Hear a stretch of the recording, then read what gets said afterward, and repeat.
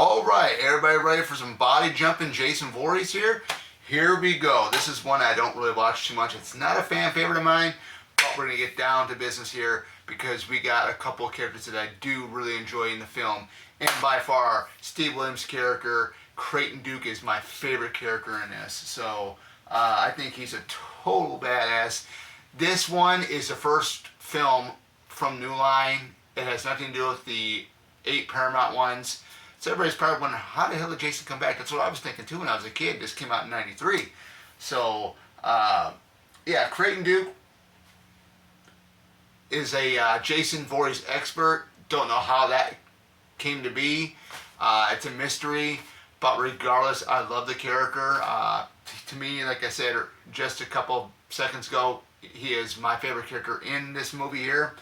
You know, the black duster, the cowboy hat, all that, man. I love the scene with him and Steven when they're in jail, sitting in jail, when Jason's wondering, or when Steven's wondering what the hell is really going on, and there's a price or something, Creighton Duke says to him, and he does this with the fingers like that. It's really cool. Then we got Jessica Kimball.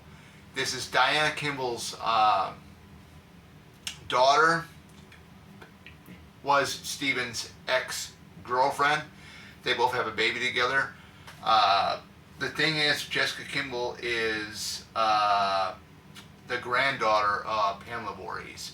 And I thought that was really interesting. Come to find out that Diana Kimball is the stepdaughter of Pamela Voorhees, because I believe Elias got married or had a relationship with another woman after, I believe, he left Pamela. I don't know the whole history between Elias and Pamela in depth, but I remember Mrs. Voorhees saying in the original film that Jason was her only child.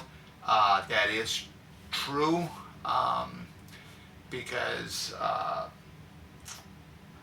with Elias, possibly had a relationship with another woman, and that's how he had Diana.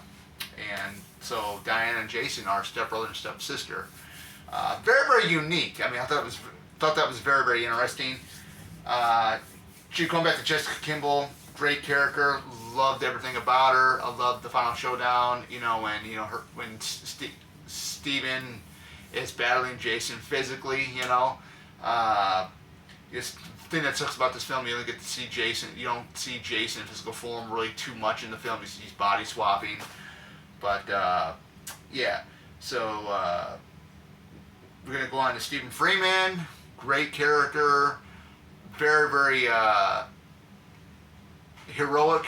I think it's very sad that him and at the point in the beginning of the movie starts that him and Jessica are split up. Jessica's actually dating this guy, Robert, the news anchor for American Case File.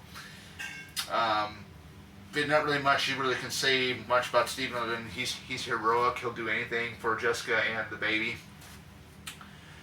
Next one we got up is Diana Kimball, which is Jason's stepsister or half-sister is what I'm coming up with. And a great character played by Erin Gray. Erin Gray's been in a lot of films.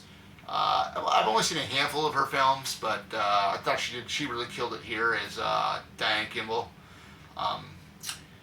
It's crazy to think that her stepmother is Pamela Voorhees, the original killer from the original Friday the 13th film. But I just thought this whole film was, when they announced that, when we figured out who she really was, it was like, whoa, what? When, Creighton Duke did say, Jason had a sister,